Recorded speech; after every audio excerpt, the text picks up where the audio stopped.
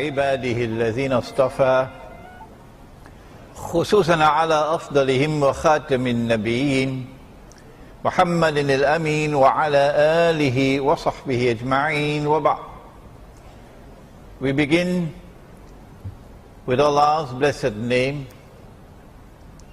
We praise Him and we glorify Him as He ought to be praised and glorified.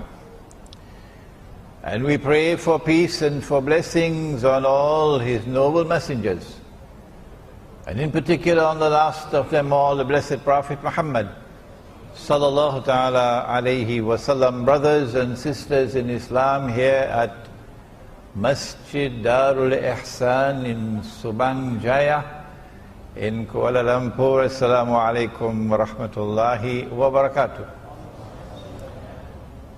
Our topic tonight is a fascinating one that will arouse and arrest attention,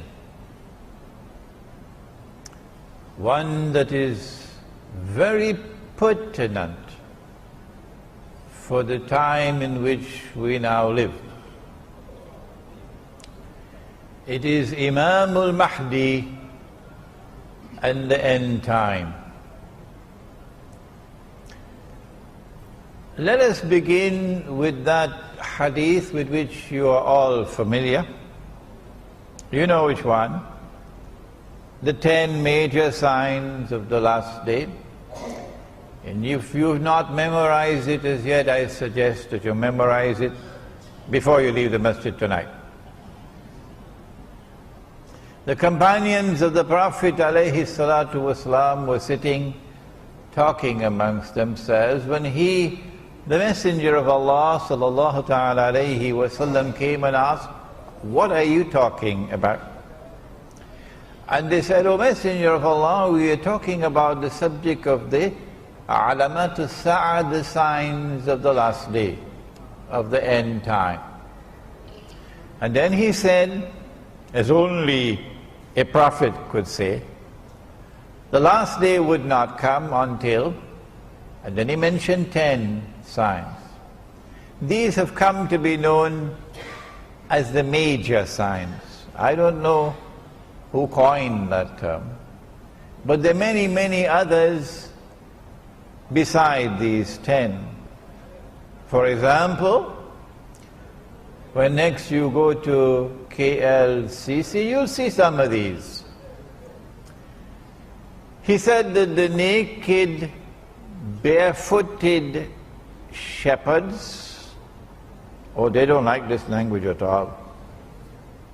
The naked, barefooted shepherds will be competing with each other in the construction of tall buildings. In other words, an age will come when men will measure progress not by how faithful you are to Allah and His Messenger, not whether you are following Muhammad alayhi salatu wasalam or following Dajjal. No, they will measure progress by how tall a building we can build. Let those who have eyes open their eyes and see, and those who have hearts use their hearts to understand. He said that women would be dressed and would yet be naked. And so next time you go out and you see them like that, your heart should shiver with fear. How did he know it?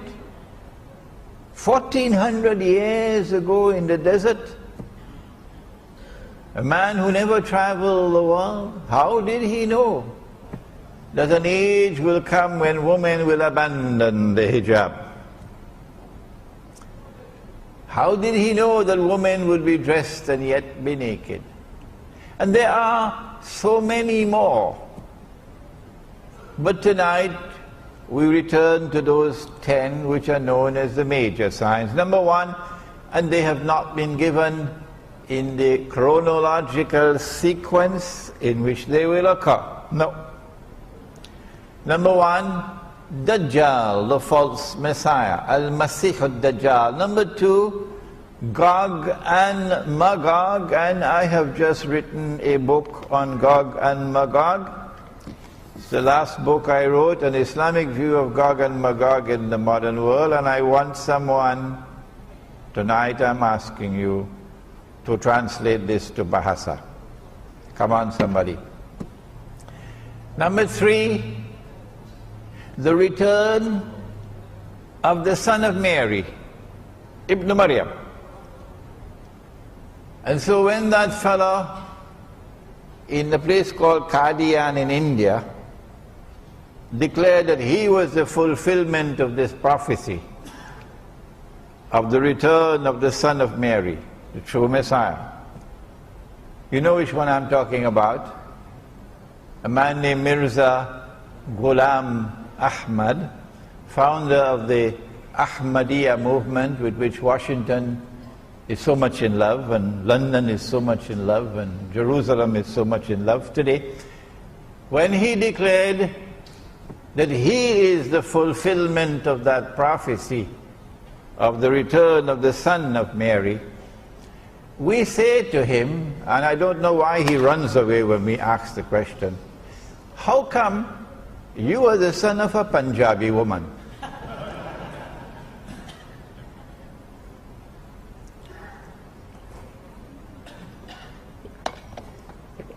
Number four, Dukhan, smoke. And if you read this book on Gog and Magog, I have offered an opinion. And let me repeat it one more time. When Imran gives an opinion, never accept that opinion unless and until you are convinced that it is correct. But I have the right to offer an opinion, provided that I recognize that only Allah does not make mistakes. So we say, Allahu A'lam, Allah knows best. That this dukhan or smoke is coming.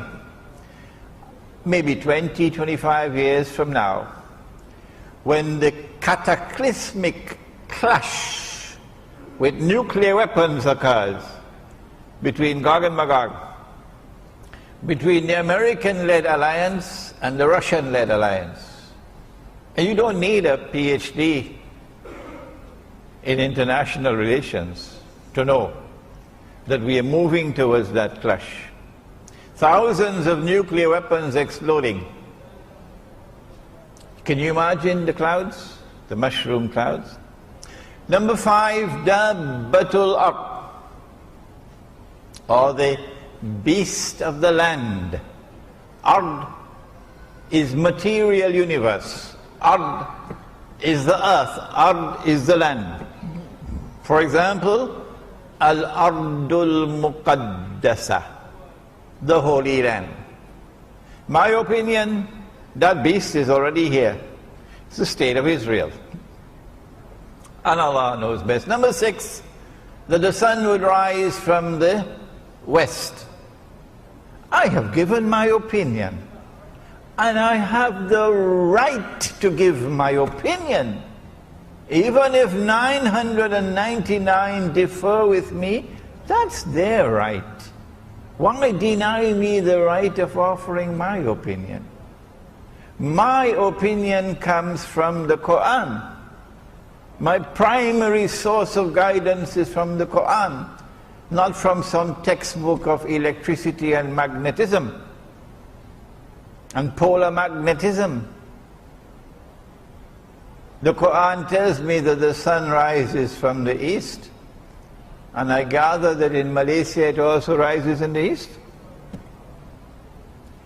And the Quran tells me, La tabdila li khalqillah, that Allah's creation does not change.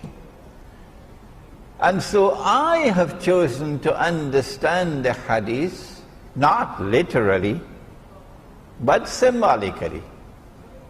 That something is going to happen which would symbolize a false sunrise from the West.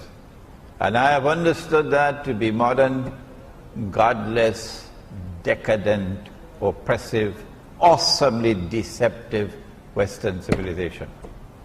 And Allah knows best. Number 7, 8, and 9. 3 earthquakes resulting with movements of the earth in which the earth sinks down, khas, and swallows what it swallows.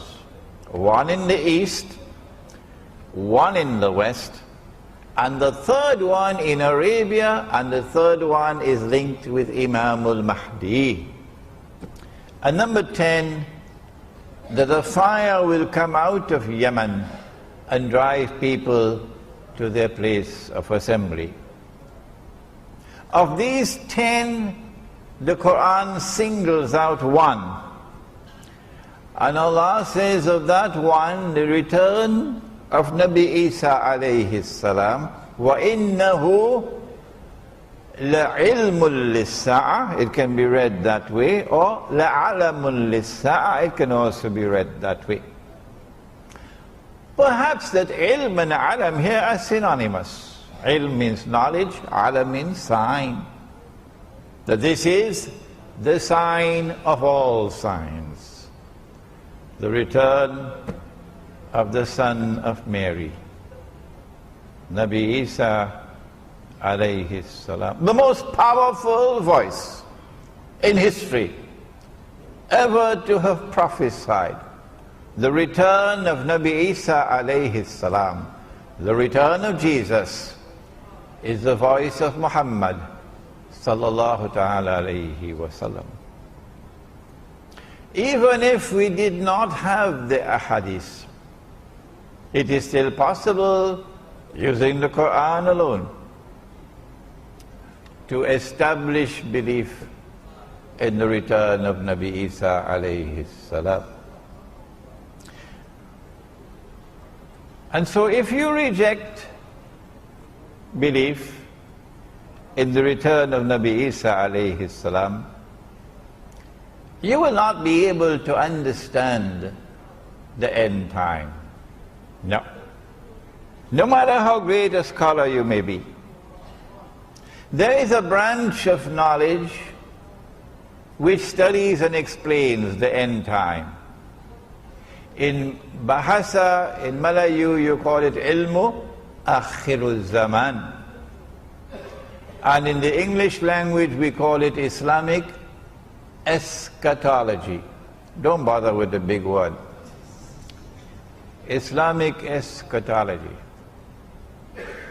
Since we now have the tall buildings, I don't know whether you have missed it. If you have, take a taxi to KLCC, you'll see it. The evidence is there as plain as daylight that we're now living in the end times.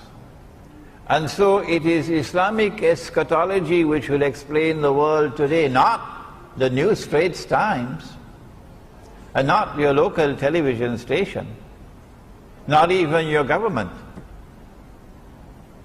It is Islamic eschatology which will explain the world today.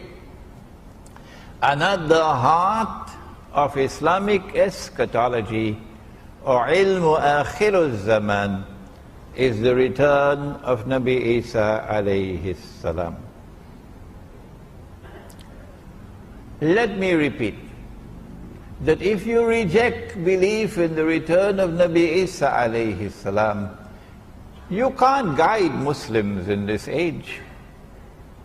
No. Because you cannot yourself understand the reality of the world in the end time. We now turn to a hadith in Sahih Bukhari.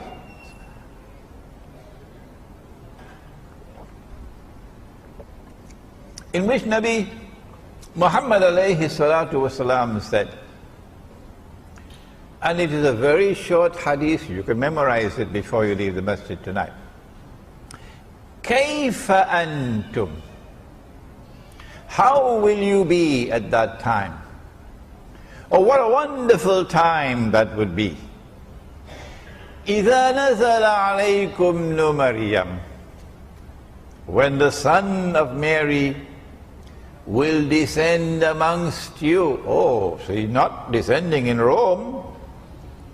Oh no. When the son of Mary descends amongst you, whether they like it or whether they don't, when Jesus comes back, he's coming to us. He's descending amongst Muslims. كيف أنتم إذا نزل عليكم نمريم وإمامكم منكم.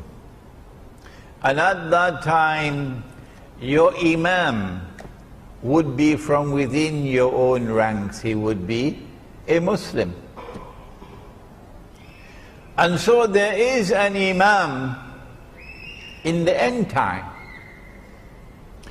And the advent of that Imam, I'm going to use another big word now. The first one was eschatology. The advent of that Imam will be contemporaneous. Long word, huh? Contemporaneous, meaning at the same time with the return of Nabi Isa alayhi salam. The advent of that Imam would be at the same time with the return of Nabi Isa alayhi salam. But he would have to come before. And then after he has come, then Nabi Isa alayhi salam will come. Who is that Imam who will emerge in the end time? And who is an Imam? And what will be the implications of the emergence of an Imam at that time? These are fascinating questions. We have to simply leave Sahih Bukhari and go to Sahih Muslim and we get the answer that Nabi Muhammad alayhi salatu wasalam prophesied that that Imam would be known as Imamul Mahdi, the rightly guided Imam. And we also are told that he is going to be from the seed of Muhammad sallallahu ta'ala alayhi wasallam, from his daughter Fatima radiyallahu ta'ala anha. So he's going to be an Arab. I don't think he can be an Indonesian. Huh? Or Malaysian? He has to be an Arab, eh? Okay. This Imam who will emerge at the time when Nabi Isa alayhi salam is to return is not only from the seed of Nabi Muhammad alayhi salatu wasalam, but we also have a description of his physical features, a broad forehead and a large nose and so on. And we also know something about his functions. That at that time the world will be filled with oppression. Well, it has already come. Modern Western civilization has now been hijacked to deliver to the world more oppression than mankind has ever witnessed. And yet there are those who have eyes and yet cannot see. And their Qibla is in Washington. And they long to get a green card and a US passport. So I say, please go and don't come back. Please go and don't come back. You don't belong to us. You belong to the Jamaat of the oppressors. At that time there will be oppression in the world, all over the world. And this man, will break those chains of oppression and bring justice to the world. So this is going to be a revolutionary change to transform a world filled with oppression to a world of justice and of peace. And then the world would experience what Islam has to offer. This would be an Imam who would come at a time of great poverty and destitution in the world. Well, it has already come. All those who stand up to Dajjal are today miserably poor. And all those who are faithfully following Dajjal are living in the comfort zone. That's what the Prophet prophesied. But when the Imam comes, he's going to share wealth to the people. Would it be US dollars? The last thing I heard about the US dollar was that it was in ICU in some hospital. Would it be the French francs or the Malaysian ringgit? Come on, wake up and stop this nonsense. Stop this nonsense. If you did not know it before, maybe tonight you should start to learn. That knowledge may enter into your head. The money that we are now using has come from Dajjal. If you have not studied international monetary economics, come to me and I'll teach it to you. The money that we are now using has come from Dajjal. The paper currencies have come from Dajjal. The electronic money which is taking over from the paper currencies have come from Dajjal. And they're functioning as an instrument, not only for the unjust transfer of wealth from the unsuspecting masses to a global predatory elite, but more than that. They're bringing a system of slavery upon the world, enslaving mankind. And Nabi Muhammad alayhi salatu wasalam prophesied that in the end time there will be slavery. He said a slave woman, you remember? Don't you? He said a slave woman will give birth to her mistress. We have a conference in PWTC on Tuesday and Wednesday. If you could take 2 days off, leave, come join us. There's a flyer outside about the conference. It is on the prohibition of riba in Islam. Nabi Muhammad alayhi salatu wasalam told us that Imam is going to share wealth. Which kind of money? Oh, you know it. I don't have to tell you. It's the money which is in the Quran. When last did you open the Quran and look in the Quran to see whether there's money in the Quran? Huh? Is the dinar in the Quran? Yes, it is. Is the dirham in the Quran? Yes, it is. That's bad news for some of you who have neglected the Quran. And so he's going to share dinar and dirham, money that Allah ordained to be used as money. And if we had been using that money, Indonesia would not be miserably poor today. And Egypt would not be miserably poor today. And Bangladesh and Pakistan and Afghanistan would not be miserably poor today. And Africa would not be miserably poor today. He will share that money to such an extent that no one would be willing to accept zakat. What a world that is going to be tomorrow. This Imam is called Imam, but the word Imam here is synonymous with Amir or leader. So he is not only Imam al-Mahdi, He is Amirul Mu'mineen, the leader of the believers. So would he be the head of the Egyptian Muslims alone? And you have another one for the Malay? Another one for the Indonesians? Huh? Or is he going to be the leader of all Muslims? Come on, answer me today. Answer me today.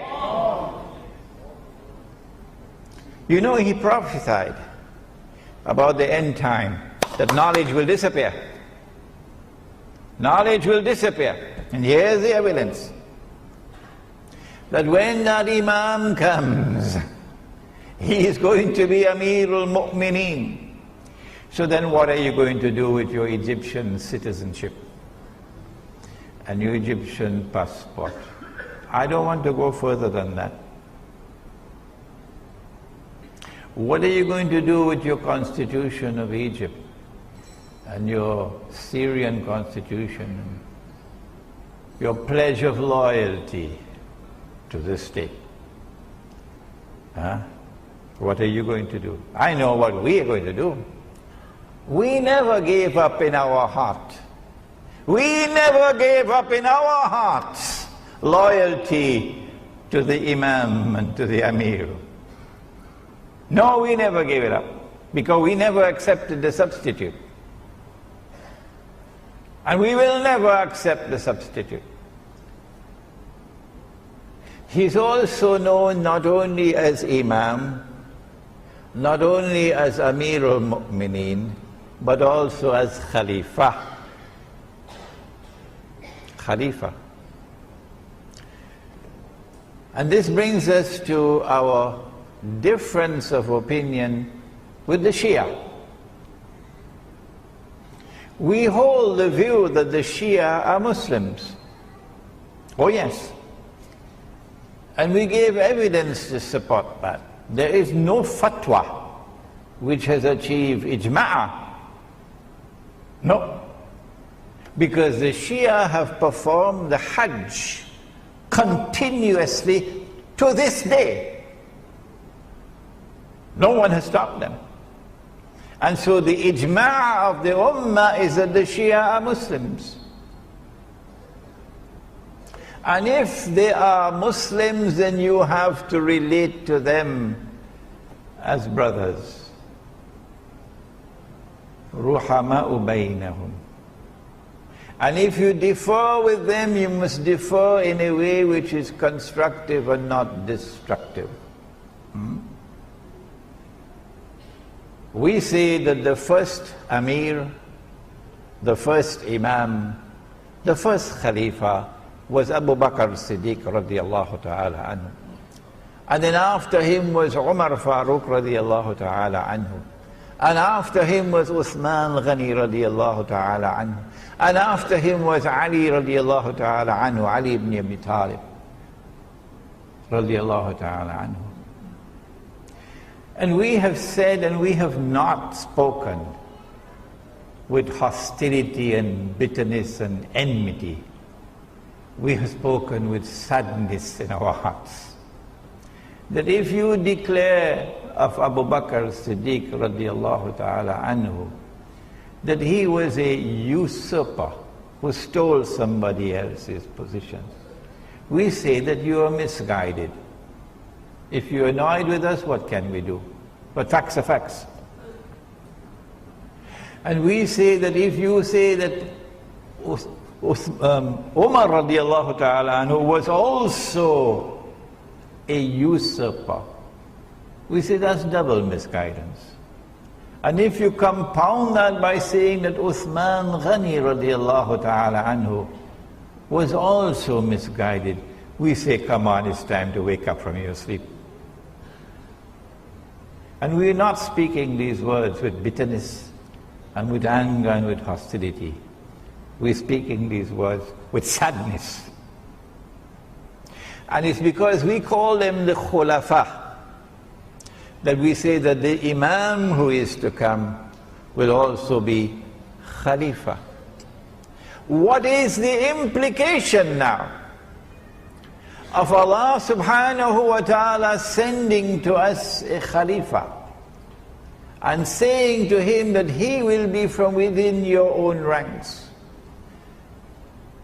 كيف أنتم إذا نزل عليكم مريم وإمامكم منكم, and your Imam will now be from within your own ranks. Very clearly to me, this hadith is anticipating a time will come when we will no longer have Khilafah. No. That we will be ruled by those who are not Muslims. There is no authentic Islamic rule anywhere in the world today, because those who rule us are not Muslims. Where's the evidence? When last did you take up the Charter of the United Nations Organization? And if you are in Iran and you listen to this lecture, I'm talking to you. I'm talking to you. Take up the Charter of the United Nations Organization and open it and read, I believe it is 24 and 25. But I can be mistaken. I've been traveling for 5 months now, so I can make mistakes. It could be 24 and 25 or 25 and 26. Where the Charter of the United Nations says, in effect, that in all matters pertaining to international peace and security, Allah is not Al-Akbar. No. The Security Council of the United Nations is Al-Akbar, meaning there is no authority above it. That is shirk. And so once you are a member of the United Nations organization, your Amir al-Mu'mineen, your Khalifa, your leader, your ruler, ultimate ruler is the Security Council of the United Nations. And so you can call yourself an Islamic Republic, like Pakistan used to do before it became an American Republic. And I don't say this to ridicule the Pakistani people, because I studied in Pakistan, and my heart beats with the people of Pakistan who are imprisoned in Pakistan because they don't have the freedom to choose their own leader. Their leader is chosen in Washington by the Zionists. And so a time is going to come when we will be ruled by those who are not from within our own ranks. So you had Amir al-Mu'mineen George Bush. But that's not going to last forever. No. When Imam al-Mahdi comes, that's goodbye to the substitute that they gave us for the Khilafah. Dajjal gave us the modern secular state. And the modern secular state has replaced the Khilafah. And all of mankind, illa masha'Allah, have pledged their allegiance to the modern secular state, loyal to the modern secular state and to its constitution. And as a consequence have said goodbye to Allah and to the Khilafah. But you and I have not done that. In our hearts we are faithful to Allah and to His Messenger. And in our hearts we are faithful to Islam's model of a political state, the Khilafah. And in our hearts we long for that day when the Imam will emerge and the Khilafah will be restored. Is it possible for the Khilafah to be restored before the Imam emerges? There is a hadith in Sahih Muslim that a Khalifa will die. And there will be disagreement concerning succession.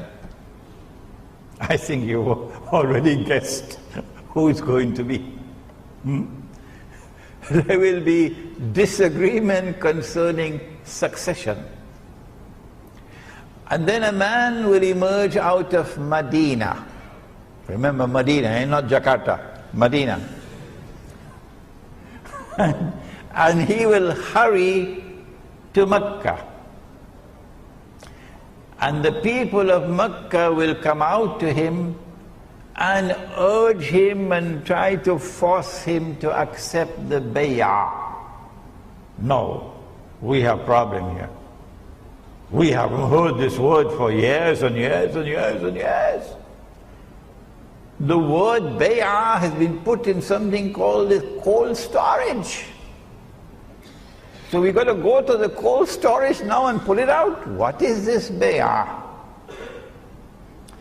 It is the pledge of allegiance which legitimizes the rule of the Khalifa. That is bay'ah, and it is an institution that is located in the Quran and in the Sunnah of Nabi Muhammad alayhi salatu wasalam. When he accepts the bay'ah, at that time he will confirm and proclaim himself to be Imam al-Mahdi. Now then, I made this comment, and I did not make this comment in any disrespectful way. No, I was merely speaking facts. And if Imran is not allowed to speak facts, what should he talk about? I said that Mecca has never been a Shia city. Is that true or is that false? Tell me. I never said that there are no Shia in Saudi Arabia, and now you come to hit me with a left uppercut for something I never said. Please have some respect for your own intellect and don't quote people wrongly. What I said is that Mecca has never been a Shia city. Is that true or is that false? There is nothing to suggest to us that that situation will change in the future, and that Mecca will transform itself and become a Shia city.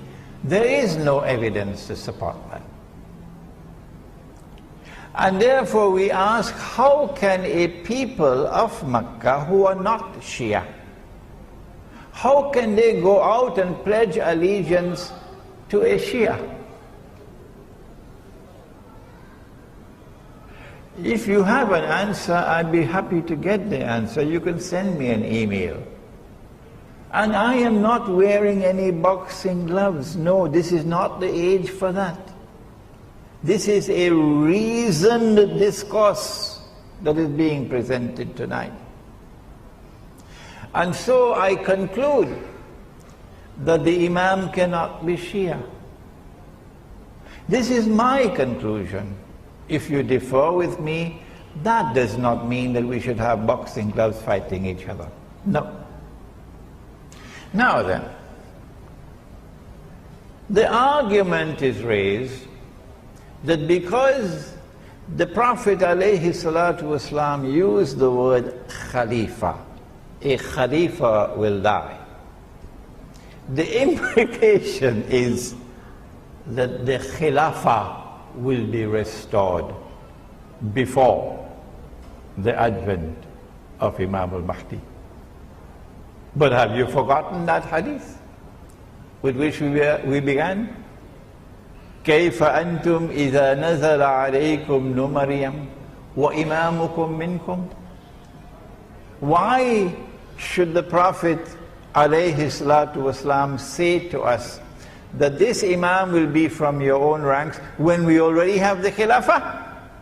It has already been restored, and our Imams are already from our own ranks. Why should he say that? My understanding is that the hadith is clear that prior to the advent of Imam al-Mahdi, it is not possible to restore the Khilafah. No. And therefore, when the word Khalifa is used, a Khalifa will die. The Prophet alayhi salatu wasalam is referring to a Muslim ruler. Who could it be? Oh, the answer is clear. It has to be a Saudi king. Because there are 5,000 princes out there waiting, struggling, fighting to take over. And there's already sufficient evidence of internal conflicts and rivalries within the big Saudi clan. So, a Saudi king will die. It can't be Fahad because he's already dead. Would it be Abdullah? I don't think so. And I'll let you know why in a moment. When that Saudi king dies and there is disagreement concerning succession, it is at that time that Allah will send the Imam. Is the Imam born already? This is not arrogance on my part. No. When I say, I don't know and I don't want to know. So please don't send me emails asking me whether the Imam has been born already. What is important is that Allah places a cover and Allah conceals him. And no one knows that he is the Imam until that moment arrives. When the king, the Khalifa dies, and there is disagreement and so on, then he proclaims himself to be the Imam. Until that moment, we don't know who is the Imam. So is he born already? No, come on. I don't know and I don't want to know. Having disposed of these questions, now what are the implications of the advent of the Imam? The first and major implication of the advent of the Imam is that the substitute that Dajjal had created to replace the Khilafah, that substitute, your modern state, will now return to the garbage bin of history from where it came out in the first place.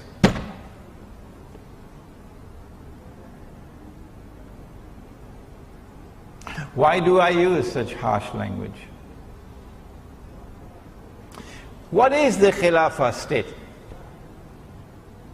The Khilafah state is a state established for the first time by Nabi Dawood alayhi salam in the Holy Land, the holy state of Israel, restored in Medina by Nabi Muhammad alayhi salatu wasalam.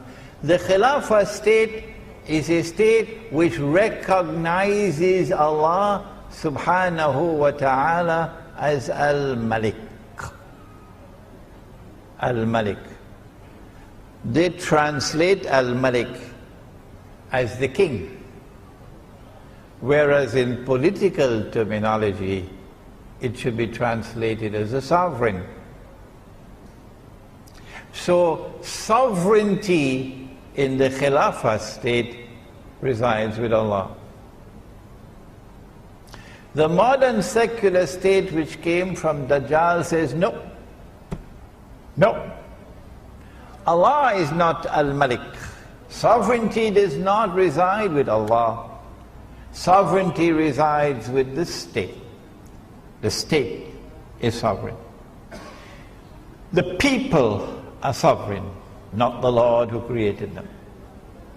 You don't need a PhD to understand that that is shirk. And that's the one sin that Allah will never forgive. For those of us who just have a few steps left before the grave, it's a wake-up call for us to make tawbah before it's too late. The Khilafah state recognizes Allah's authority as supreme. He is Al-Akbar. The modern secular state says no. The authority of the state is supreme. There is no authority above the state. And the states are all organized under the United Nations organization.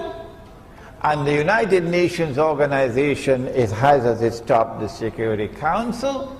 And the authority of the Security Council of the United Nations is Al-Akbar, not Allah. Dajjal created that. And instead of worshipping Allah, we are worshipping Dajjal. The Khilafah state says that Allah is Al-Hakam, the supreme lawmaker. His law is the supreme law. And when He says haram, no one can make it halal. And when He says halal, no one can make it haram. And in Surah At-Tawbah, there is a verse of the Quran which declares that to be shirk, to legalize and make legal what Allah has made haram. That is shirk. The modern secular state says no, Allah is not Al-Hakam. Parliament is Al-Hakam. Parliament makes the law. And the law that comes from Parliament and the law that comes from the United Nations is the supreme law. The modern secular state says more than that. If I am wrong, would you kindly correct me? The modern secular state says that Allah can make it haram, but we can make it halal. And everything, or almost everything, because we have not reached New York as yet. In New York, they now legalize the marriage of a man with a man. In New York, they have now legalized the marriage of a man with a man, and yet you want this, you want your green card, to become an American citizen, So go and stay there and never come back. Those are your people, not ours. The modern secular state says Allah can make it haram, but we can legalize it. Shall I give you some examples? Would you be interested? Yes. Did you know that Allah prohibited money being lent on interest? Did you know that? Yes. Huh? You know that? And did you know that Allah has declared war?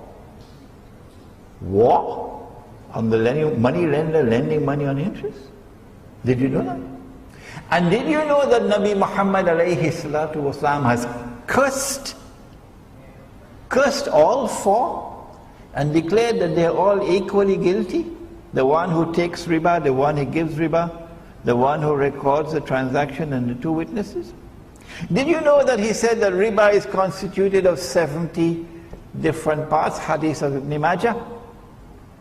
That riba is constituted of 70 different parts, and the smallest part of riba is equivalent to a man marrying his own mother. And do you know what the modern secular state has done? Even in Saudi Arabia, all around the world, they've made it halal. Don't believe me? There's something called a bank outside there in Subang Jaya. Go and ask them whether they lend money on interest. Ask them whether it is haram or halal in Malaysia. to lend money and interest. Go and ask them. I can go on and on and on and on. This is a substitute for the Khilafah. But let me say something more. In the Khilafah state, so long as we Muslims have control over territory, that territory is designated Darul Islam. Now look at that. That's another term I have to take out of the cold storage. You better keep the lid open for me. Darul Islam. And in Darul Islam, every Muslim has the right to enter. All that you have to do is to declare La ilaha illallah Muhammadur Rasulullah, and you have the right to enter. You don't need a visa. In Darul Islam, every Muslim has the right to enter. You don't need a visa. So Indonesia is 90-something% Muslim. So I go to Indonesia, I present myself before the immigration officer, I raise my hand, say, La ilaha illallah Muhammadur Rasulullah. Immigration officer looks at me. Where has this fellow come from? He says, where is your visa? Show me your visa. La ilaha illallah Muhammadur Rasulullah can't work here. Are you understanding the situation? In Darul Islam, every Muslim has the right to reside. You don't need a PR, it's called, permanent residence, PR. Huh? Very difficult, eh? PR. No. Once you're a Muslim, you have the right to reside. In Darul Islam, every Muslim has the right to seek his livelihood. You don't need a work permit. I told you, he said, that in the end times, knowledge will disappear. This knowledge has disappeared to such an extent that now some people cannot even digest it. They don't agree with it. No. In Darul Islam, every Muslim has the right to participate in the political process. The political process in Islam is called a shura, on the basis of equality with all other Muslims. You don't need citizenship. This is Darul Islam. That substitute has divided us, broken up Darul Islam, and replaced it with something that is very bad. Let me use a soft language. Very bad. Very bad. And so in 1988, when I came to Malaysia for the first time, I was the principal of the Aleemiyah Institute of Islamic Studies in Pakistan. And the Muslim, what is it called? An Islamic organization in England, Muslim Institute for Research and Planning, founded by our dear brother Dr. Karim Siddiqui rahimahullah. May Allah have mercy on the soul of our dear brother. The Muslim Institute in London and Party Islam in Malaysia combined to organize a seminar in Hajj, on Hajj. And I was chosen to come from Pakistan to be one of the speakers in that seminar. And I said it, that it is wrong to take the Islamic movement and register it as a political party and fight elections under the constitution of a modern state that has come from Dajjal. PAS was not too happy with me. No. The same thing was done in Pakistan by Maulana Maududi rahimahullah with the Jamaat Islami. The same thing was done in the Arab world, the movement founded by Hassan al-Banna rahimahullah, the Ikhwan al-Muslimun. That you take the Islamic movement, you register it as a political party, and you fight in elections under a constitution of a state created by Dajjal, built on the foundations of shirk. That is not the Sunnah. Well then what is the Sunnah? And what is the guidance from the Quran? When you studied this book on Gog and Magog, when you studied Ilmu Akhirul Zaman, Islamic Eschatology, and my book entitled Jerusalem in the Quran, most of you probably already read this book. It was written 10 years ago. It qualifies as the textbook on Islamic eschatology, and we now have it in Bahasa. We have it in Bahasa outside.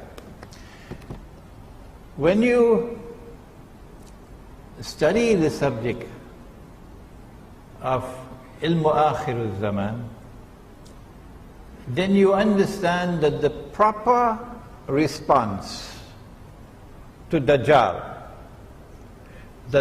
money, Dajjal's economy based on riba, Dajjal's political system based on the modern secular state and its shirk, and the Security Council of the United Nations as Al-Akbar, the proper response is to flee from Dajjal. To flee from Dajjal. And to try to restore the micro-khilafah wherever you can. Until the time comes when the macro-khilafah can be restored, when Imam al-Mahdi comes.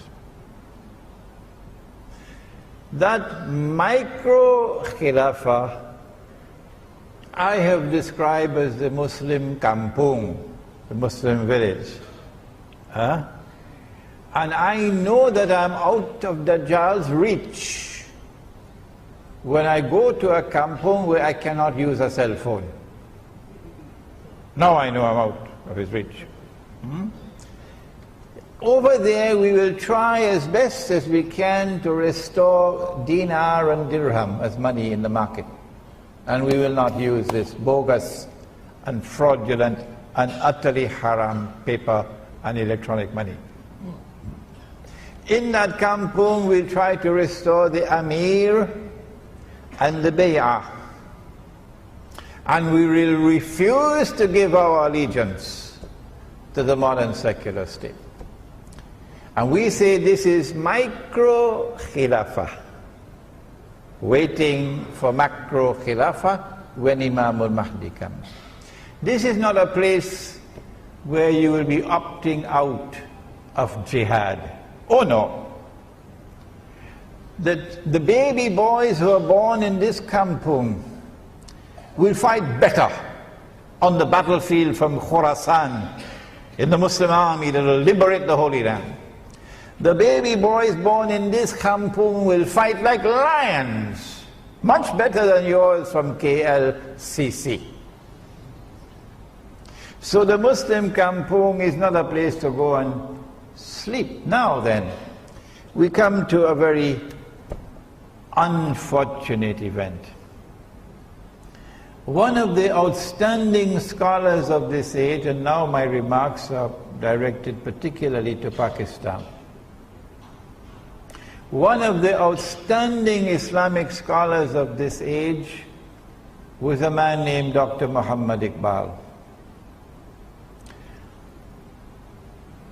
I recognize him as a great scholar, and I recognize him as a great poet.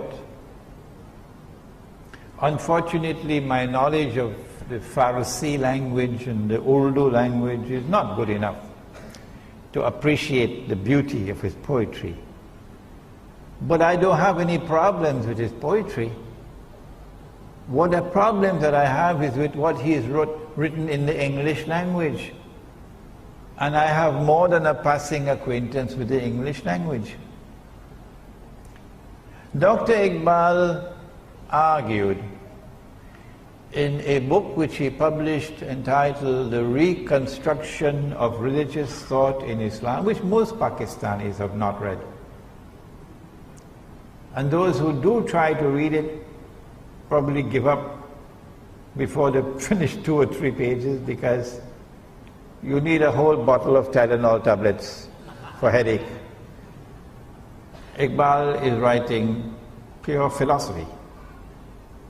I have a master's degree in philosophy, and for me it's a headache, so much less for you.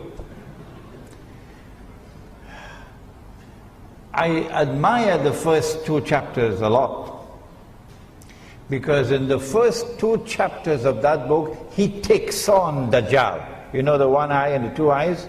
The epistemology of the modern West.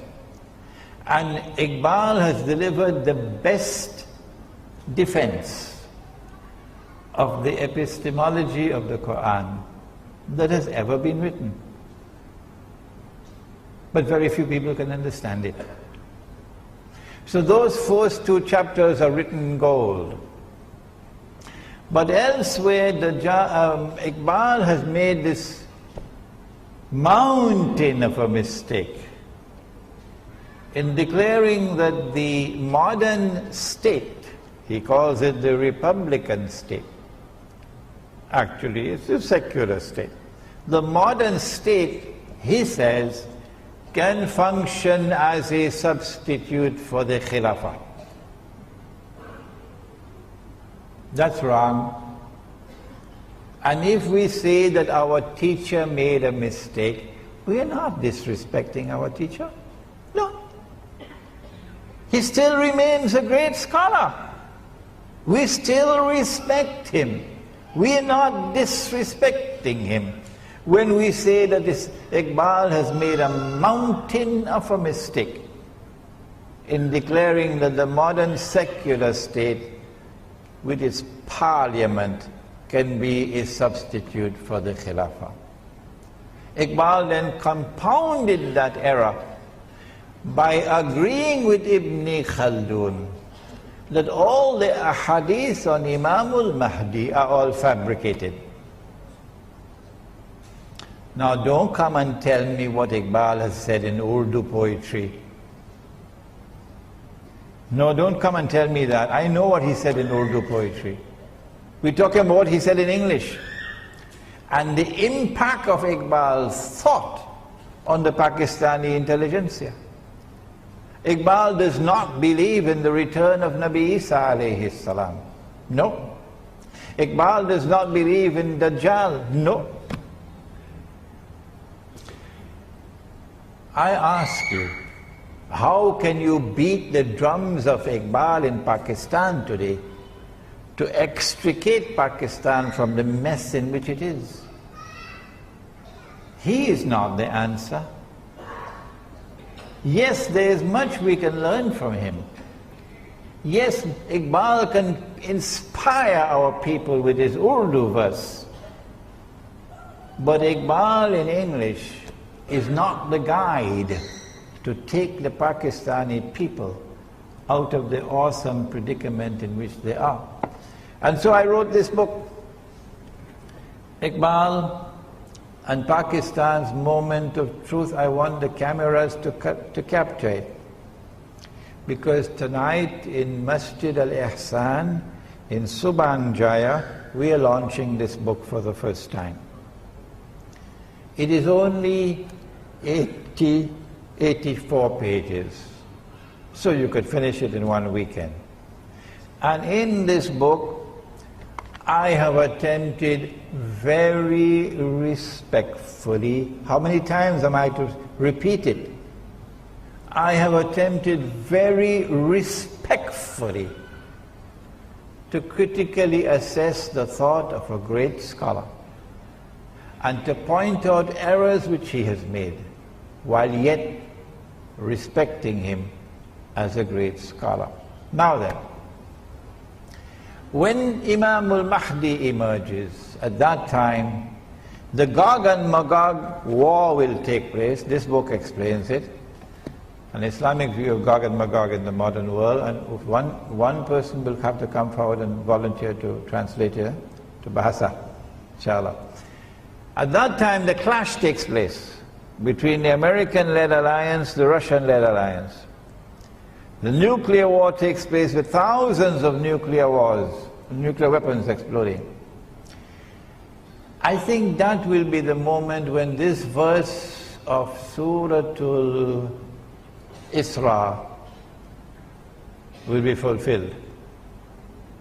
Suratul Isra, where Allah subhanahu wa ta'ala gives the warning, وَإِن مِّن قَرْيَةٍ إِلَّا نحن مهلكوها قبل يوم القيامة أو معذبوها عذابا شديدا كان ذلك في الكتاب مسطورا.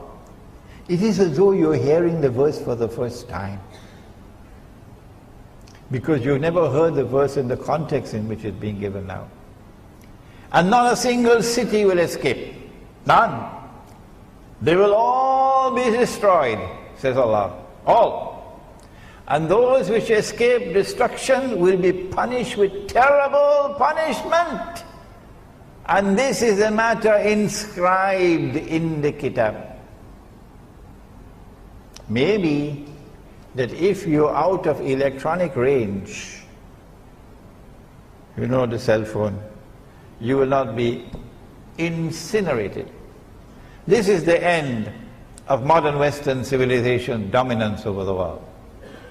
Maybe another 20, 25 years, that's all we have to endure. This is the end of the modern secular state and all the patriotism it demands of us. And this is the time when Darul Islam will be restored, whether they like it or whether they don't. This is the time when the Khilafah will be restored. This is the time when Imam al-Mahdi will rule over us. The Shia who follow him at that time are our brothers. The Sunni who follow him at that time, I don't think there'll be many Sunnis following him. They will say, he's a terrorist. Our brothers. And so Shia and Sunni, both following the Imam, will constitute the Ummah of Nabi Muhammad alayhi salatu wasalam. When will that happen? How much time is there left? Let us attend to this and we'll then end the lecture. Imam al-Mahdi cannot emerge until Allah ordains that he must emerge. So no government has charge over this. When will Allah ordain that he must emerge? Because as soon as he emerges, he's going to head for Mecca and he's going to proclaim himself the Imam. An army will then march against him from Sham. And that army, as it crosses Medina, going south to Mecca, will be swallowed by the third khas. One in the east, one in the west, one in Arabia. When that army is swallowed by the earth, that is the validation.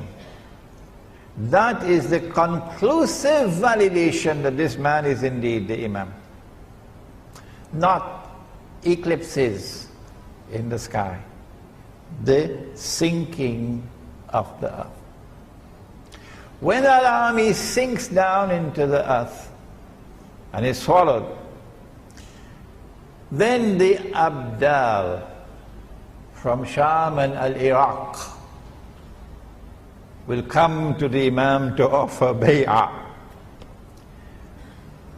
The Sufis have hijacked this word, Abdal. So I got to take it back from them. I got to take it back from them. And they say that the Abdal are some mysterious people There are always only 40 of them and so on, and they have the world in their hands and so on. No. Abdal means when one dies, another one replaces him. This one dies, another one replaces him. This one dies, another one replaces him. The Abdal.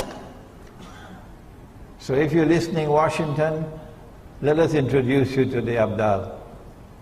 When you don't have any more money to buy people from, white people from South Africa to go and fight for you in Iraq and in Afghanistan, you know, white South Africans. When you have no more money to offer bribes of green card and citizenship to get people to go and join the American army, to go and kill Muslims. You're running out of soldiers. I want you to know, Washington, that we will never run out. We will never run out.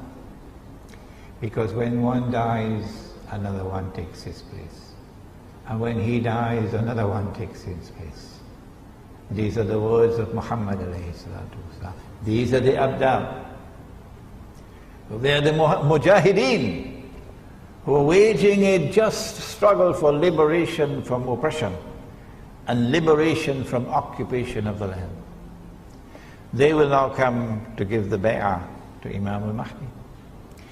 Imam will now be attacked from an army of the Quraysh, said the Prophet ﷺ. An army of the Kalb, and he will defeat that army. Would it be a Saudi army? Looks very much like that to me. Looks very much like that to me, but Allah knows best.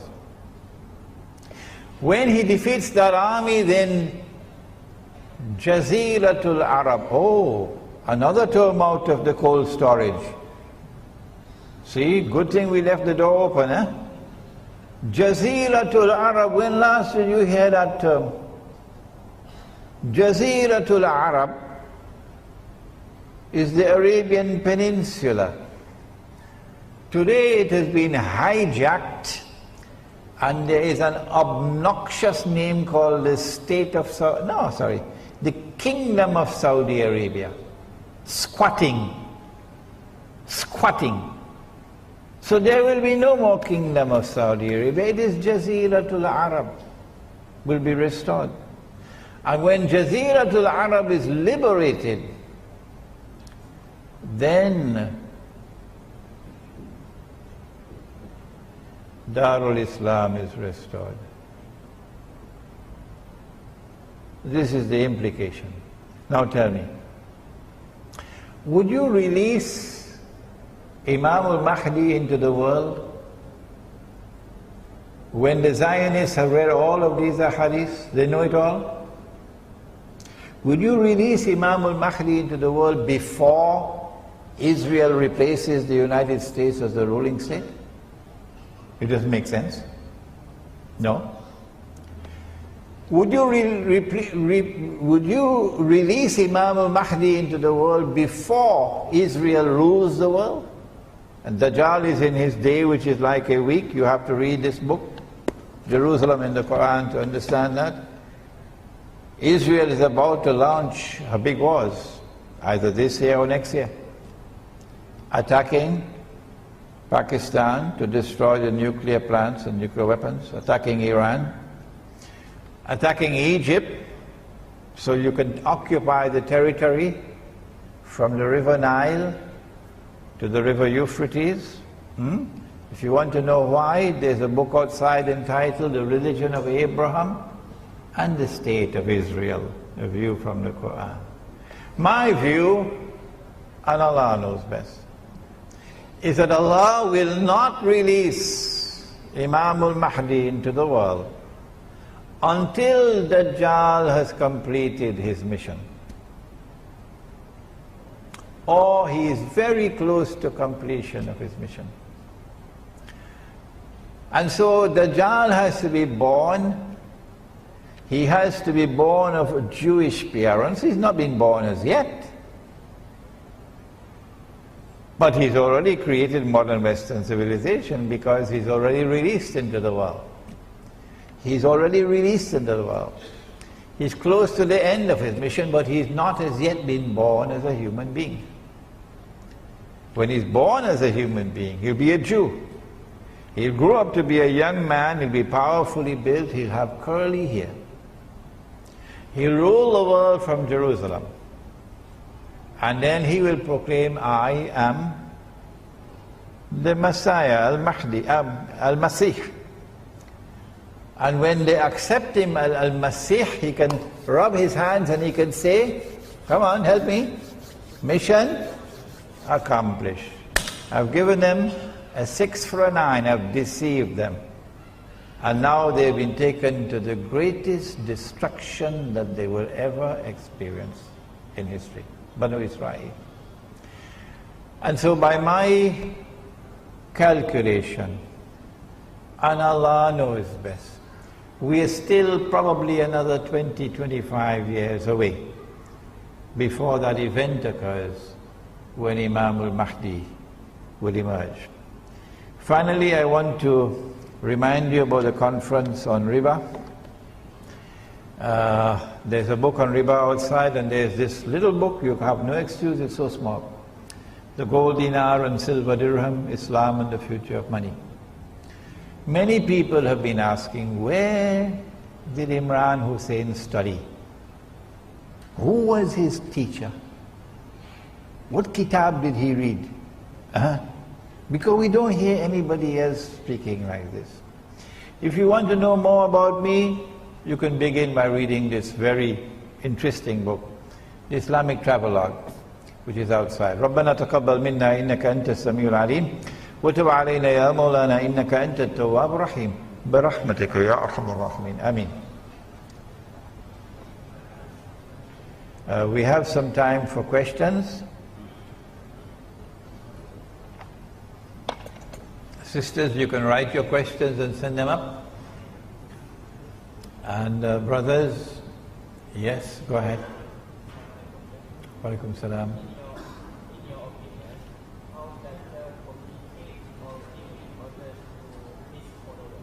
The question is, in my opinion, how does Dajjal communicate and give orders to his followers? At the very end of the Quran, Allah warns us about الَّذِي يُوَسْوِسُ فِي صُدُورِ النَّاسِ مِنَ الْجِنَّةِ وَالنَّاسِ.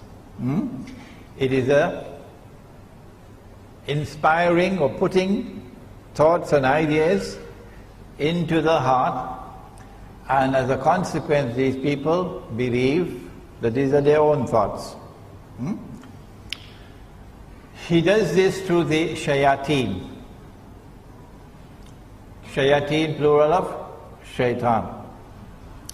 The Prophet said, alayhi salatu wasalam, وَيُبْعَثُ مَعَهُ الشَّيَاطِينَ, that the shayateen are going to be raised with Dajjal. This hadith in Kanzul Ummal. The shayateen are going to be raised with Dajjal. And these shayateen, plural of shaitan, the jinn, the jinn. These shayateen are going to do something very interesting. يُشَبِّهُونَ بِالْأَمْوَاتِ. They're going to take the form of human beings who died. Your father died 40 years ago. And lo and behold, here is your father standing in front of you. He has the face, the appearance, the shape, everything of your father. He has your father's voice. He has your father's mind. He speaks to you as only your father could speak. يُشَبِّهُونَ بِالْأَمْوَاتِ يَقُولُونَ لِلْحَيِّ, and they will then speak to those who are alive. تَعْرِفُنِي, what's wrong, my son?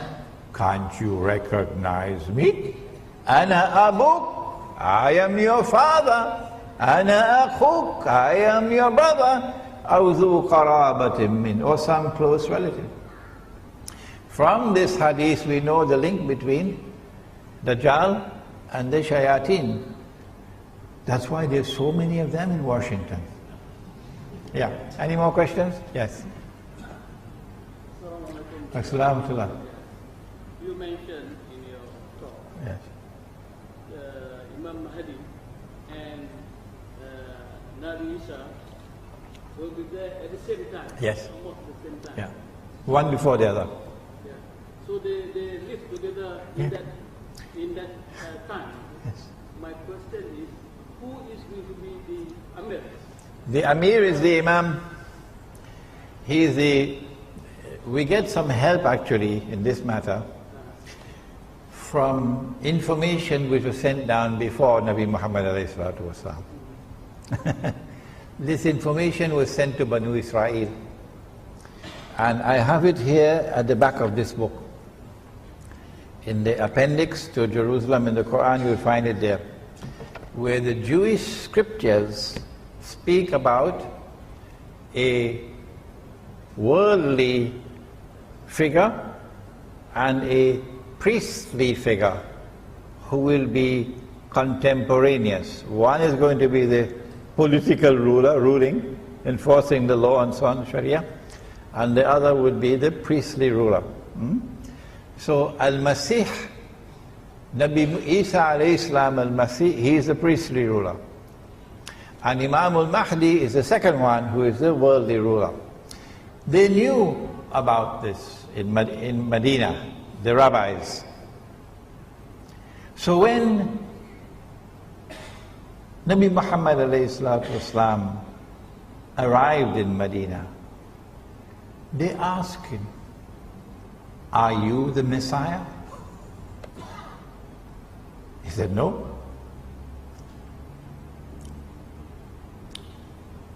"Are you that other one?" The other one meaning the one who will come, who will be the political ruler, the ruler of the world. He said, "No." "Who are you?" "We want to know, who are you?" Because they were expecting a prophet to come who would be, they were thinking, would be the Messiah. So the answer to your question is that Imam al-Mahdi would be Khalifa. Khalifa. And Nabi Isa alayhi salam would be Nabi. Yes. Islam. Oh, I forgot I should have mentioned the question. The question that he asked was, since Nabi Isa alayhi salam, Jesus, and Imam al-Mahdi are at the same time, who is going to rule? That was his question. Yes, go ahead. You mentioned that the majority of the message brought to rule as well. Can you provide a hadith from the Prophet that mentions that? At the same time, how do you explain the story of Aleemiyah when he became a Muslim and came to the Prophet and said that his ship were landed on an island and they met actually with the Dajjal? It's 9:25. It will take another 10-15 minutes to answer you. I have devoted some of this book to that subject. He's asking about the hadith of Tamim ad-Dari in Sahih Muslim, in which the Prophet ﷺ narrated an event which he heard from Tamim ad-Dari, where they went on an island and they met Dajjal. And he is saying that, well, there is the other hadith you quoted, that he will be born. He's not yet born, and he'll be a Jew, so how could they meet him when he's not as yet born? Those who have read this book would know how to answer that question. Many of you here present can answer that question. When Dajjal is released, he will live on earth for 40 days. Yawmun kasana, a day which would be like a year. Yawmun kashahr, a day which would be like a month. Yawmun kajum'a, a day which would be like a week. Wasairu ayyamihi ka'ayyamikum, and all his days like your days, meaning all the rest of his days like your days. When his day is like our day, he would be in our world of time. No one can dispute that. When he is in our world of time, he will be in our world of space. Only at that time, therefore, would we be able to see him. But he can be on earth and not be in our world of space and time. Are there angels on the earth? Are there angels in Masjid Darul Ihsan in Subang Jaya? Oh yes, they are. Can you see them? No, you can't see them. I know you'll tell me that your wife is an angel and you can see her. Yes, our women are our angels. Allah's greatest gift to us are our women. We must honor them, we must respect them, we must treat them like angels.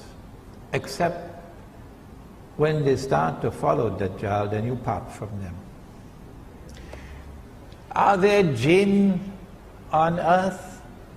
Yes. Can we see them? No, but they're here.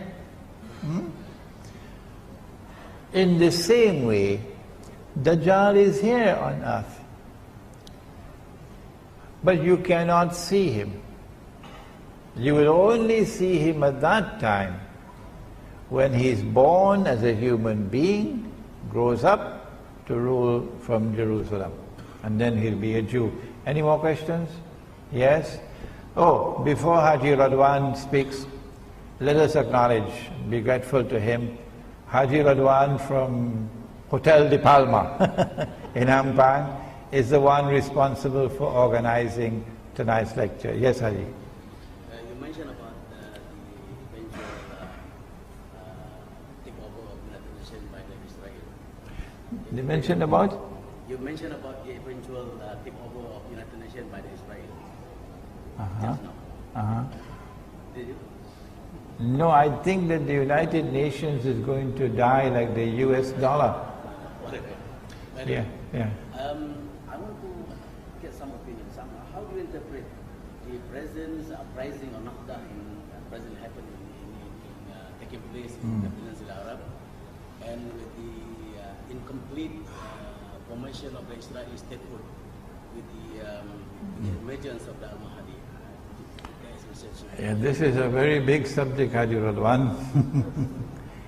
On the one hand, if you go to my website, imranhosein.org, you will see an essay entitled An Islamic Response to the Current Arab Uprisings. And in that response I have commended and I have honored and respected those Arabs in Egypt and elsewhere who have risen up against the oppressor. Islam gives you the right to rise up against oppression. Islam gives you the right to rise up and to demonstrate against oppression. And that is what they did. And in doing that and doing it successfully, they have set a golden example for Pakistan. They've set a golden example for so many other parts of the world of Islam today which are in chains. You can't speak. But I have also mentioned that the uprisings which are now taking place are eventually going to facilitate Israel's big wars. Israel has to wage those wars in order to replace the United States as the next ruling state. But Dajjal does not want to wage war and appear as an aggressor. Dajjal wants that Israel should wage her wars and appear to be, we're only defending ourselves. And this thing that is happening now in Egypt and elsewhere, look where it's heading. Elections are going to take place in Egypt later this year, I believe. And you don't need a PhD to know what Washington wants. Huh? Washington wants Ikhwan al-Muslimun to win elections. Of course. That's why Washington is talking to them now. And when they win the elections, the trap is set. What are you going to do about Gaza? You cannot be an Islamic government in Egypt and close the barrier at the crossing. Huh? You have to support your people in Gaza. And so Israel could start crying out, terrorism, terrorism, terrorism from Egypt, and build the foundations for launching an attack. But there's more to it than that as well. Washington will be going down on its knees to beg Egypt, why don't you enforce the Sharia? Imagine that. Washington going down on its knees to beg Egypt. New York Times appealing to the Egyptian government, would you be so kind as to enforce the Sharia? I wonder why. And when the Islamic governments in the Arab world declare we are enforcing Sharia, well, Kalantana, I think you better prepare yourself. Eh? So then they'll spring the, I call it a time bomb. A time bomb is something that is wired to explode at a particular time when they choose to trigger it. So the time bomb will explode in Egypt when an Egyptian family will come before the Sharia court with their 6-year-old daughter. The child is 6 years of age. And this man who wants to marry her is 55. They're probably going to choose a very ugly looking man. And a nice, pretty looking child. And then the Sharia court is going to give jaiz, yes, permissible. It's permissible in Islam for this marriage to take place. Yeah. And then CNN and CNN's sister, you know the sister? Al Jazeera? Yeah. And every television station in the world is going to capture that. And Muslims are going to become the laughing stock of the whole world. The laughing stock of the whole world. And you are angry with me because I point to that hadith in Sahih Bukhari and I say someone rewrote it? And you're going to be angry with me for that? And you're sending warnings to me? I am the one who should be warning you, rather than you warning me about declaring a hadith in Sahih Bukhari to be rewritten, to be fabricated. Nabi Muhammad ﷺ never, N-E-V-E-R, he never married Aisha radiyallahu ta'ala anha. No marriage ceremony ever took place here on earth. Never. Don't you know there are two kinds of marriages? There are those marriages which are contracted here, and there are those which are contracted there. If Allah subhanahu wa ta'ala tells you this is your wife, He has married you there. So you're going to have another marriage ceremony here? Huh? When He has married two of you, you don't have the freedom in the matter to say yes or no. Islam is submission to Allah. And He did it when she was 6. I asked myself, why did He send that vision to Nabi Muhammad alayhi salatu wasalam? This is your wife, I've chosen her as your wife. Why did Allah subhanahu wa ta'ala send that vision to him when she was only 6? Why? There must be a reason. And my answer is that it is for the same reason. It is for the same reason that he sent Maryam alayhi salam with a baby. She was never married. So he can distinguish between those who have two eyes and those who have only one. Yes. And he could have done it, he could have sent the vision when she was not 6, she was 1 year of age. Or he could have sent it when she was 1 month old. He is the Lord. But because it is haram for a Muslim to have sexual relations with a girl until she has become a woman. And I have the verses of the Quran to prove it, but I would prefer not to use those verses in this public gathering. It's my choice. I prefer to do it in private. It is haram to have sexual relations with a girl before she's become a woman. Is there anyone who wants to challenge me? When will she become a woman in the context of the Quran and the law of marriage? In this context, not Dajjal. Dajjal, she becomes a woman when she's 25. That's Dajjal. Huh? But in the Quran, when she has reached the age of puberty, when she can now herself become pregnant and make a baby, she's no longer a child. She's now a woman. So she had to remain in her mother's home until that time. And when that time came, then she went to join her husband's household. Do you have a problem with that, Dajjal?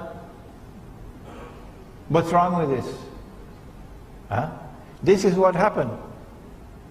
So the hadith, when it says that he married her when she was 6, is false. It's false. He never married her when she was 6. He never married her at all. Never.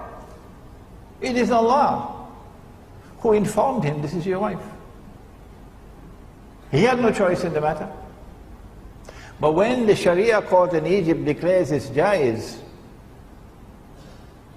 for a 55-year-old man to have a marriage ceremony with a 6-year-old girl, the Australian government is going to have a lot of problems. You know why? Every pedophile in Australia will want to become a Muslim.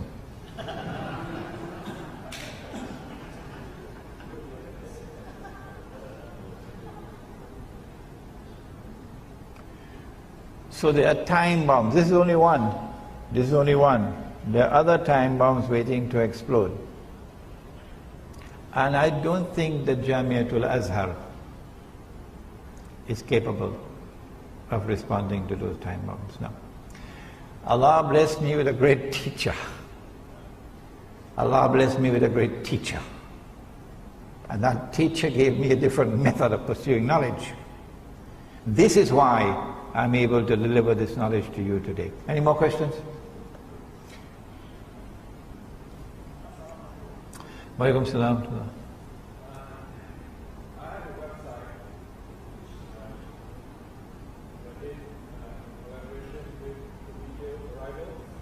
You have a website in which you are collaborating with the arrivals, yeah? Basically explains as to how the extent of Dajjal since he was colonized 150 years ago. Okay. Your website explains Dajjal and the process of colonization, yeah? In this region? Okay. My question is based on your input, is that we should hijrah. So when do we jihad? Yeah. Jihad has already begun. Oh yeah. The armed struggle for liberation from oppression and occupation in Iraq, in Afghanistan, is the jihad which has already comments, we don't need any fatwa declaring jihad. Saudi king gave a fatwa for jihad about 20, 30 years ago. I think they've put it into cold storage now. This jihad cannot be stopped. No one can stop it. And this jihad will continue until the prophecy of Nabi Muhammad ﷺ is fulfilled. That the army will come out of Khorasan, it will be unstoppable until it reaches Jerusalem. When a jihad is in force, Muslims have an obligation to support the jihad.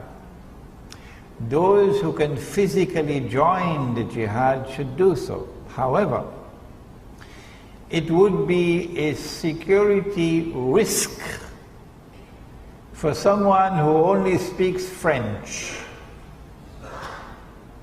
to go to Afghanistan and join the jihad. Not only would he put his own life at risk, but he would put the lives of others at risk because of an incapacity to communicate. You have to be capable of communicating in the language spoken before you can join that jihad. But there are other ways of supporting the jihad. You can do it with your tongue. You can speak out. Of course, you're not going to get a US visa after that. You can support it with your wealth. You have so many ways that you can support the jihad. And when we call for a withdrawal to the remote countryside, that withdrawal is what is going to give us the freedom that we otherwise would not have, to either join the jihad or support the jihad. Next question? Yes. How to combat riba? Number one, you have to study the subject. So I hope to see you at PWTC on Tuesday morning. The flyers are outside. They put me on as the first speaker. I'm answering you. There are two forms of riba that must be recognized. One is the lending of money on interest,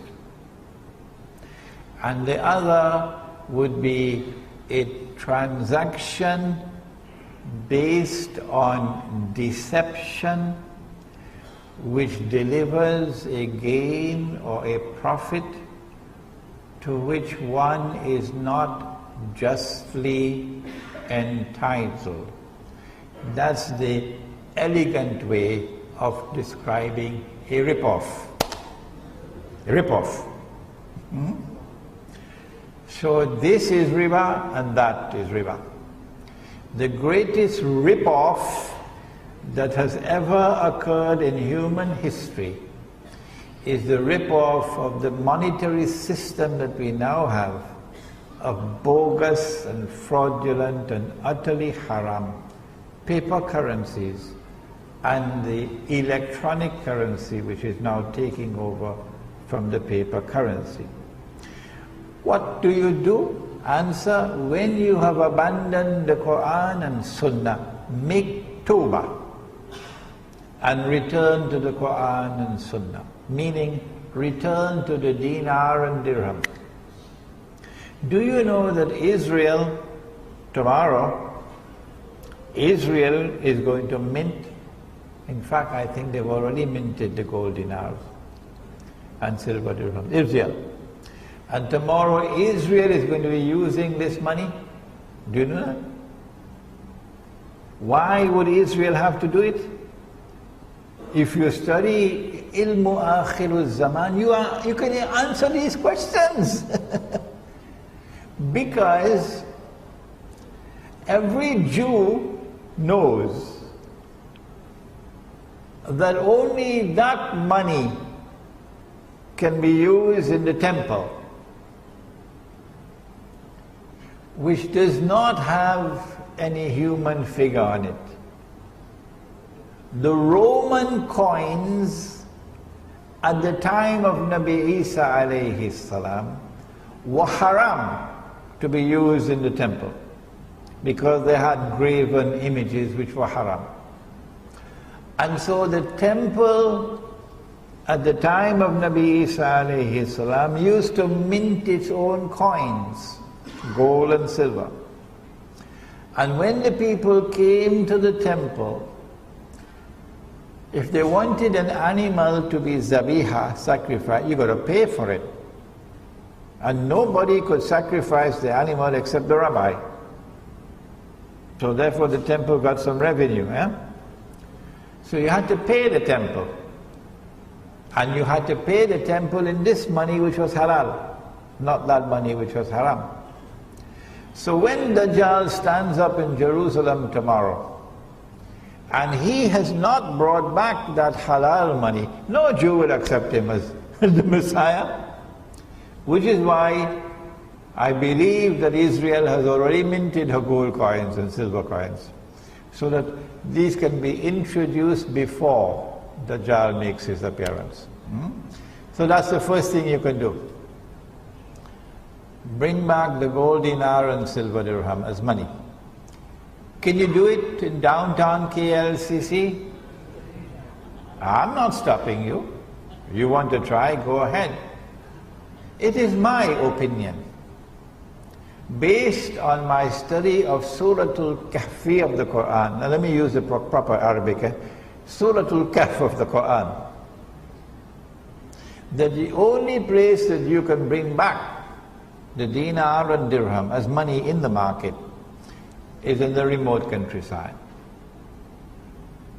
And in those micro markets, we will not accept your paper money. No.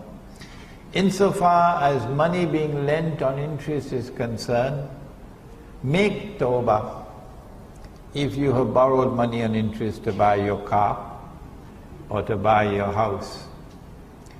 Make tawbah.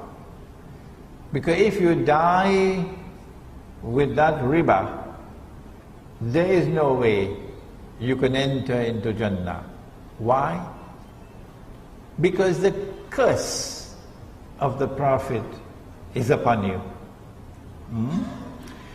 Get out of that riba. Sell the car, sell the house, pay the bank. When you try to do that, then you'll know what kind of snake there is in the bank. Yeah. And make tawbah and never again borrow or lend money on interest. Any more questions, or shall we stop now? 1, 2 more and then we finish, okay? 1, 2 and we finish, that's it.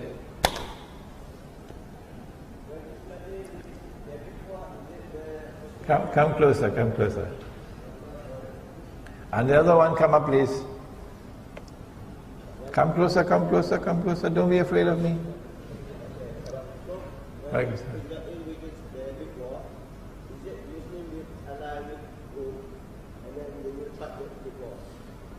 Okay. When Israel wages her big wars, would that be the time when Muslims are going to make an alliance with Rome? That's a good question, eh? Nabi Muhammad alayhi salatu wasalam has prophesied that you will make an alliance with Rome.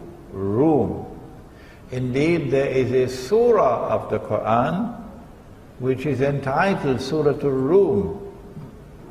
And in that surah, in the first ayah, the first verse, Allah speaks about Rome being defeated. If you believe that the Prophet, that Allah subhanahu wa ta'ala was referring to a city in Italy, you should buy a one-way ticket to Disneyland. Yeah. Go to Disneyland and live there, don't come back. That the Quran, when it says that Rome has been defeated, was referring to a city in Italy called Rome? Oh, come on.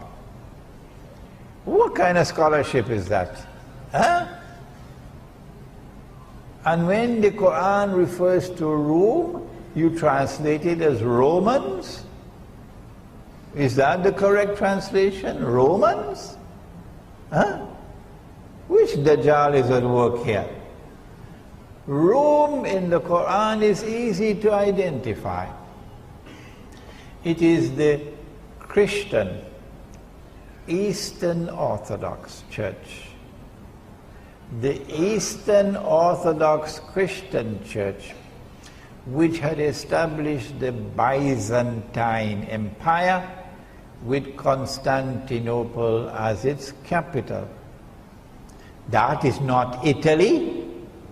Huh? This is Constantinople, which is now in Turkey. Rome is in Italy. You will make an alliance with Rome. Well, the Byzantine Empire has disappeared today, but the Eastern Orthodox Christian Church has not disappeared. The Western Church celebrates Christmas on what day?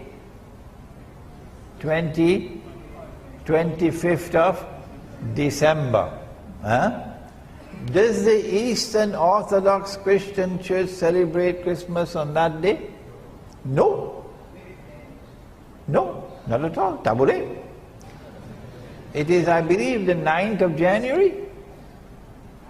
I may be wrong, maybe the 7th or the 8th. No, I don't think it's the 5th. Anyhow, it's a different day. So where is the Eastern Orthodox Christian Church today, if we want to find Rome today? Answer, the headquarters is now in Russia. If I am wrong, I invite you to correct me. And so when the Prophet ﷺ said, you will make an alliance with Rome, my answer is, it's going to be an alliance with Russia. If you have a different answer, don't send me an email. Publish your answer, please. Don't send me an email. Publish it and give the proof that Imran Hosein is wrong. I really have difficulties with all the people trying to correct me now with emails. Yes. Next question.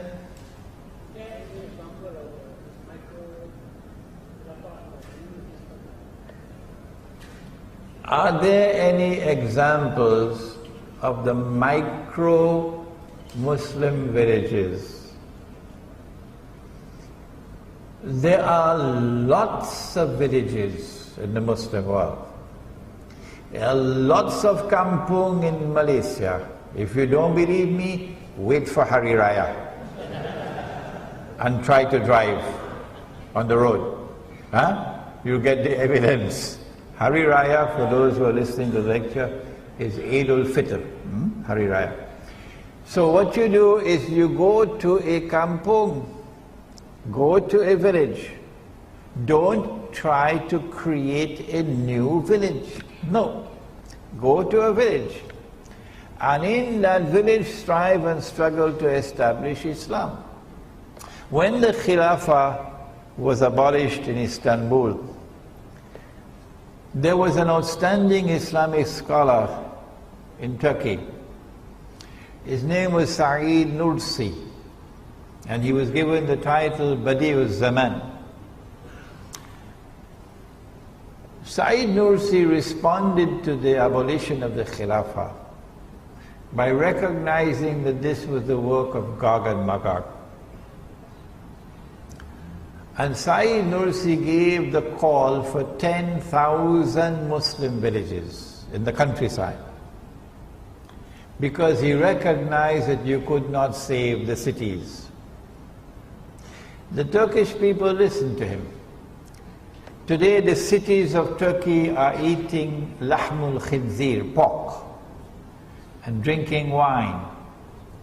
And the Turkish armed forces are now allies of Israel and a part of NATO.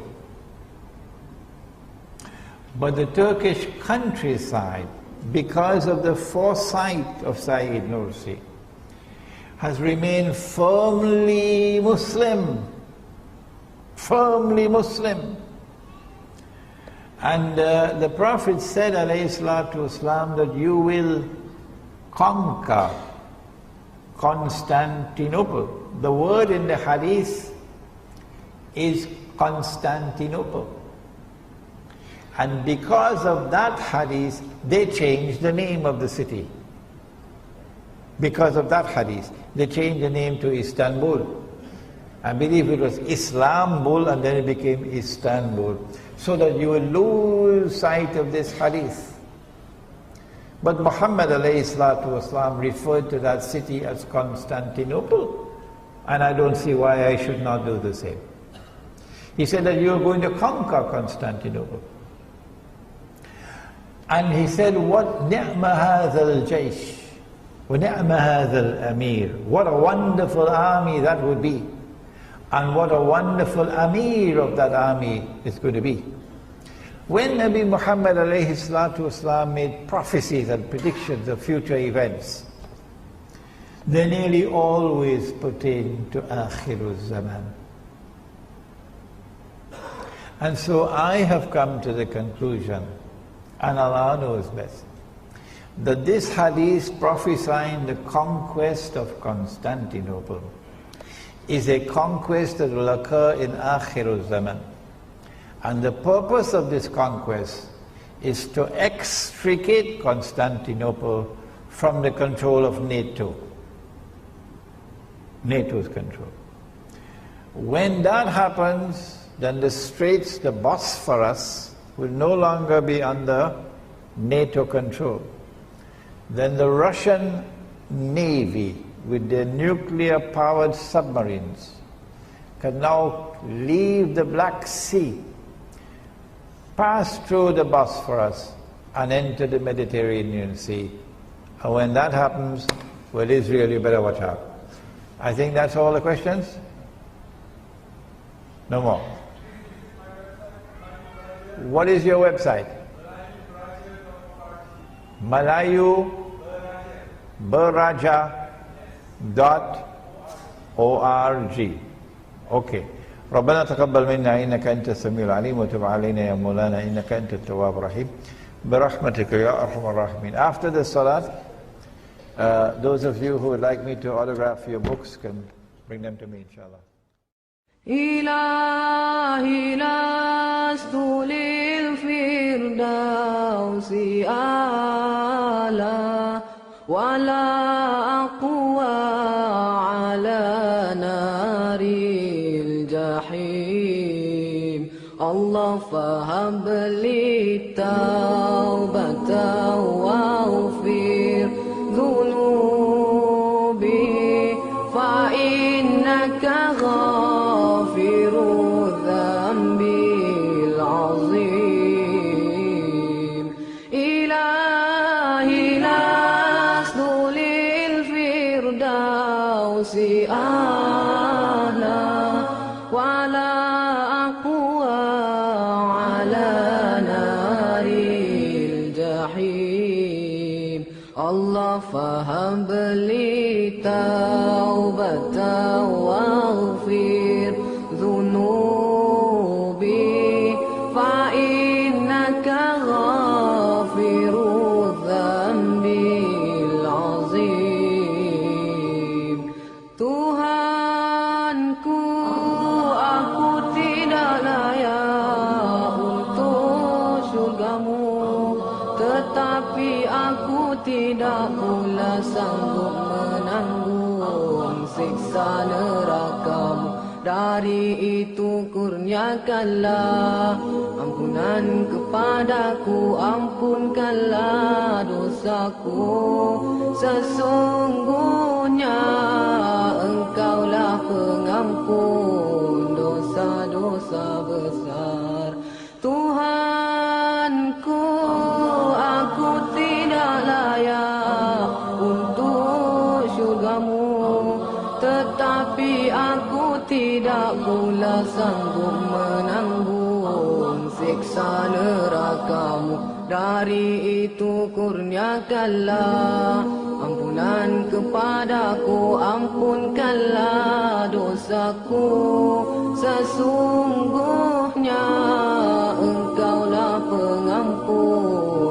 dosa-dosa besar. Ilahi nasturil firdausi a'la wala aqwa ala naril jahim. Allah fahabli tawbatan waghfir dhunubi fa innaka